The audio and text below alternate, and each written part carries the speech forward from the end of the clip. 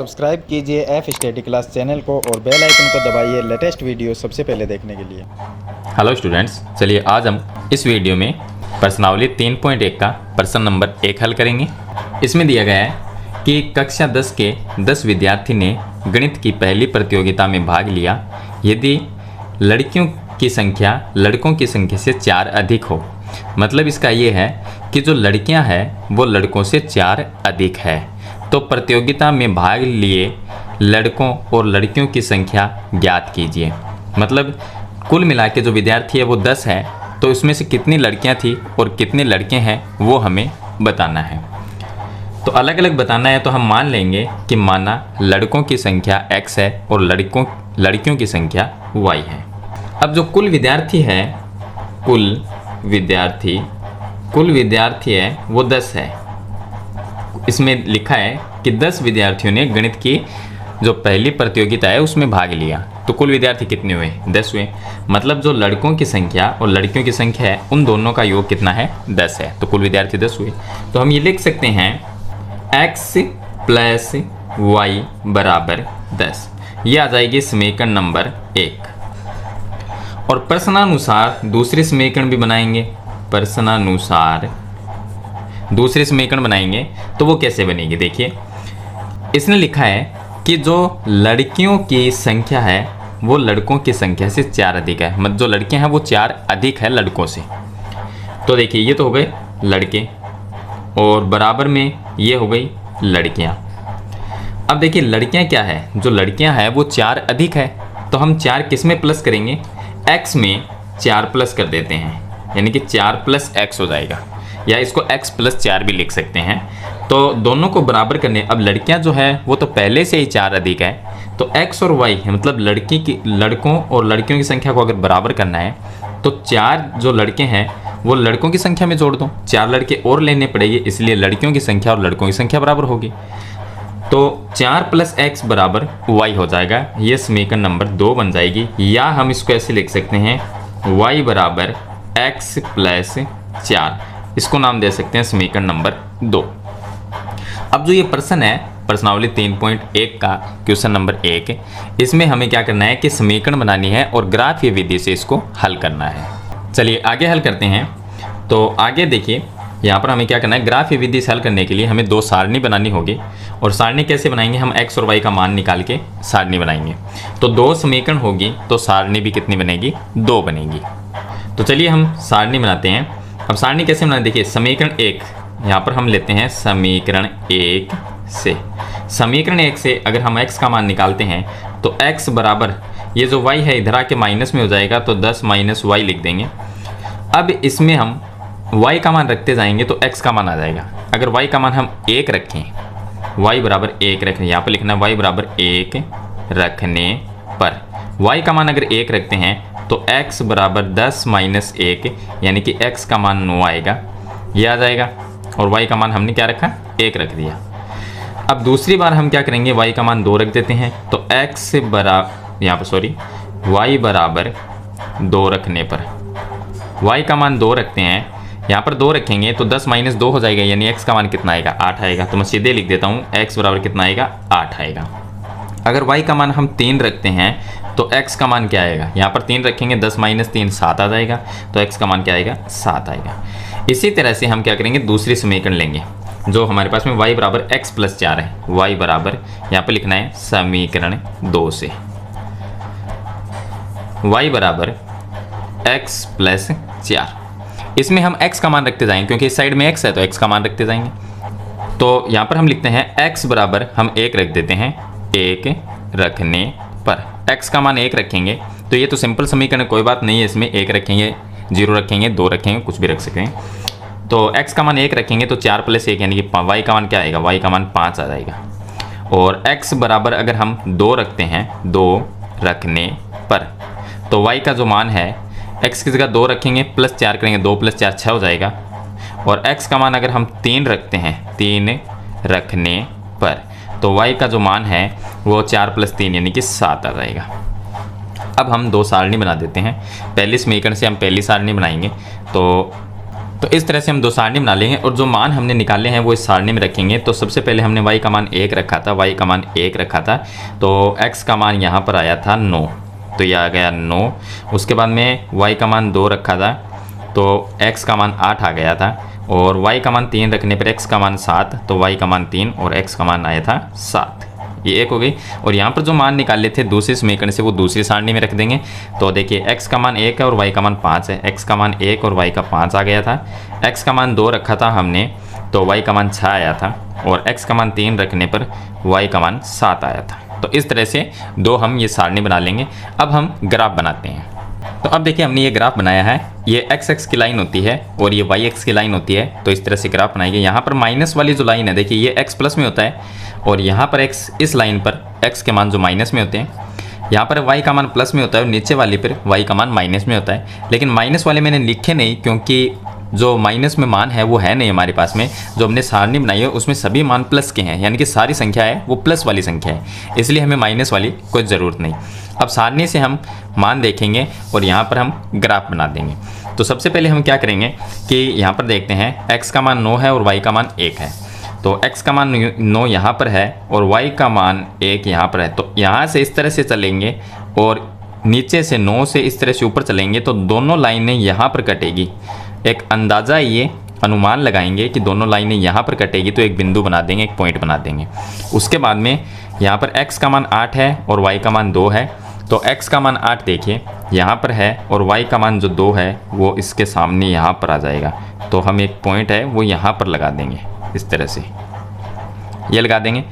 तीसरा पॉइंट हम लगाएंगे, x का मान 7 और y का मान 3 है, तो x का मान 7 यहाँ पर रहेगा और y का मान 3 यहाँ पर रहेगा। तो इसके सामने हमें एक यहाँ पर पॉइंट लगाना है, तो यहाँ पर एक पॉइंट बना देंगे। बनाने के बाद में तीनों पॉइंट को हम मिला देंगे। तो इस तरह से हम तीनों पॉइंटों को मिला देंगे।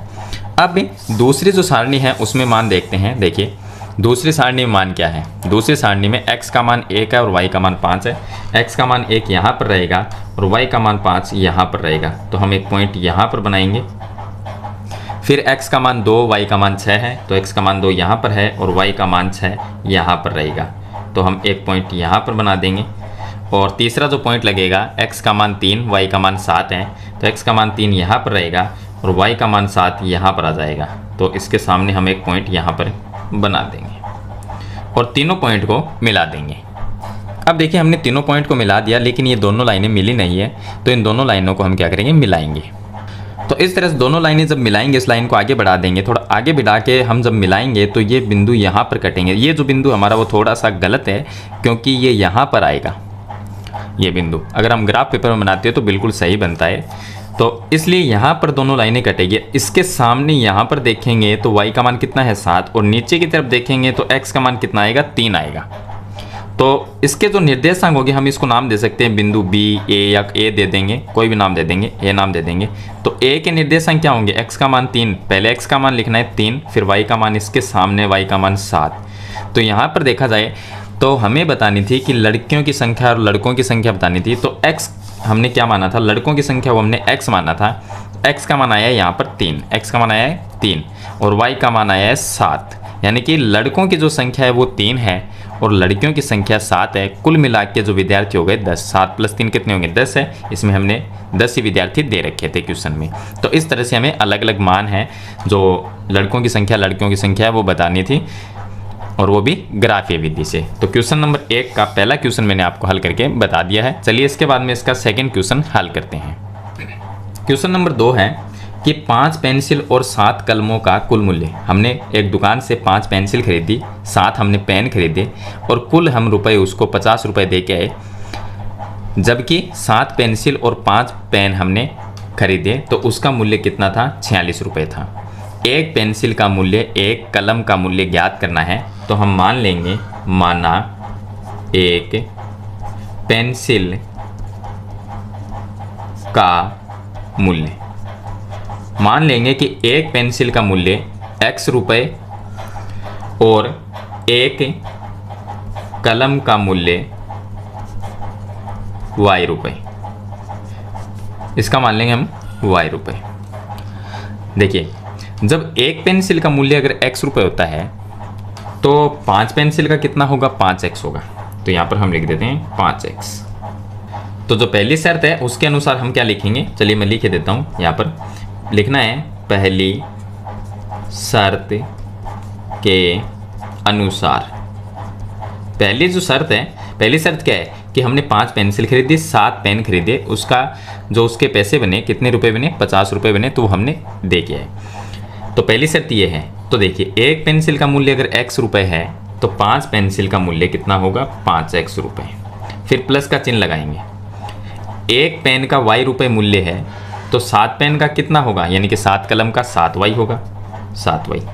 अब 5 पेन का मूल्य और 7 पेंसिल का मूल्य, कुल मूल्य दोनों का योग कितना है, वो 50 रुपये है। तो यह आ जाएगा 50 रुपये। समीकरण 1 बन जाएगी। और दूसरी शर्त क्या है उसके अनुसार लिखेंगे हम, दूसरी शर्त के अनुसार। दूसरी शर्त दी गई है कि हमने 7 तो पेंसिल खरीदी और 5 हमने पेन खरीदे, उसका जो कुल मूल्य था वो 46 रुपये था। तो एक पेंसिल का मूल्य x रुपये है तो 7 पेंसिल का कितना होगा, 7x रुपये हो जाएगा। फिर प्लस 5 हमने पेन खरीदे तो एक पेन का मूल्य y रुपये है तो 5 पेन का 5y बराबर में कुल मूल्य 46 रुपये। तो ये हो गया 46, समीकरण नंबर 2। अब हम क्या करेंगे, इनसे x y का मान निकालेंगे और ग्राफीय विधि से हल करेंगे। तो चलिए हम लिखेंगे समीकरण 1 से। समीकरण 1 से x का मान निकालेंगे तो क्या आएगा, x बराबर आ जाएगा 50 इधर है और 7y इधर आएगा तो माइनस में 7y होगा, और इसके बट्टे में आ जाएगा ये जो x के गुणा में 5 है वो आ जाएगा भाग में। तो एक समीकरण ये बन जाएगी और दूसरी समीकरण बनेगी y बराबर, यहाँ पर लिखना है समीकरण 2 से। समीकरण 2 से अगर हम दूसरे समीकरण को हल करते हैं, या चलिए पहले इससे ही हम x का मान निकाल लेते हैं। तो x का मान तो हमने निकाल लिया, अब हम आगे हल करते हैं। तो आगे हल करेंगे तो यहाँ पर देखिए y का मान हम रखते जाएंगे, x का मान आ जाएगा। तो y का मान रखे क्या, यहाँ पर थोड़ा सा सोच समझ के रखना है, क्योंकि 50 की जगह 50 और माइनस, यहाँ पर कुछ ऐसा मान रखना है कि फिर उसको हम माइनस करें 50 में से तो 5 का भाग भी चला जाए, कुछ ऐसी संख्या होनी चाहिए। तो पहले हम y का मान 0 रख लेते हैं। तो यहाँ पर लिखना पड़ेगा कि y बराबर 0 रखने पर, y का मान 0 रखेंगे तो 50 माइनस 7 गुणा 0 हो जाएगा, 7 इंटू में 0 बट्टे में 5। अब 7 गुणा 0 मतलब 0 होता है, और 50 में से 0 को माइनस करेंगे तो 50 आएंगे, और फिर 50 में हम 5 का भाग अगर देते हैं तो कितना आएगा, x का मान आ जाएगा 10, 10 बार भाग चला जाएगा। चलिए उसके बाद में हम y का मान, y बराबर 5 रखते हैं।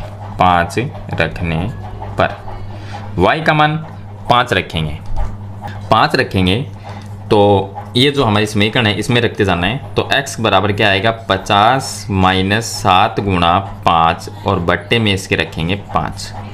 तो x का जो मान है वो आ जाएगा, देखिए 7 इंटू 5 35 होते हैं, 50 में से 35 माइनस करेंगे तो 15, और 15 में 5 का भाग जाएगा 3 बार। और फिर हम y का जो मान है वो रख देते हैं 10 रखेंगे, 10 रखने पर। चलिए y का मान 10 रखते हैं तो x बराबर क्या आएगा, x बराबर 50 माइनस 7y है तो 7 गुणा y का मान हम 10 रखेंगे और बट्टे में 5 आ जाएगा। तो x का जो मान आएगा 7 इंटू 10 करेंगे 70 होगा, और 70 यहाँ पर 50 है, माइनस में 70 आएंगे तो माइनस 20 रह जाएगा, और माइनस 20 में 5 का भाग देंगे तो माइनस में 4 आ जाएगा। तो इस तरह से हमें 3 मान निकालने हैं, ज़्यादा से ज़्यादा 3 मान निकालने हैं। चलिए उसके बाद में हम लिखेंगे समीकरण 2 से। तो यहाँ पर लिखते हैं समीकरण 2 से। समीकरण 2 से, समीकरण 2 क्या है, 7x प्लस 5y बराबर 46। तो यहाँ से अगर x का मान निकालते हैं तो x बराबर 46 अपनी जगह है, 5y इधर आएगा तो माइनस में 5y, और बट्टे में आ जाएगा ये 7, जो x के गुणा में 7 है वो बट्टे में आ जाएगा। अब इसके अंदर हम y का मान रखते जाएंगे। तो यहाँ पर मान रखे क्या, अब तो इसके लिए हम क्या करेंगे, देखिए अगर मैं 1 रखता हूँ तो यहाँ पर 5 रहेगा, और 46 माइनस 5 करेंगे तो 41 में 7 का भाग जाता नहीं है। अगर हम 2 रखते हैं तो 10 हो जाएगा, 46 माइनस 10 करेंगे तो 36 आ जाएगा, और 36 में भी 7 का भाग नहीं जाता।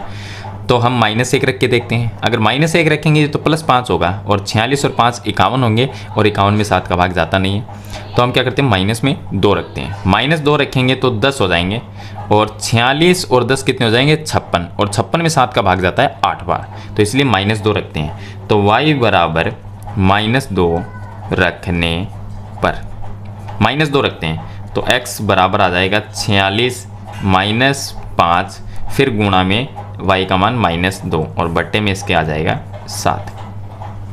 तो इसको आगे हल करेंगे तो ये आ जाएगा 46 प्लस हो जाएगा माइनस माइनस प्लस और ये आ जाएगा 10/7, तो यानी कि ये आ जाएगा 56/7 और ये आ जाएगा 8। x का मान कितना आया, 8 आ गया।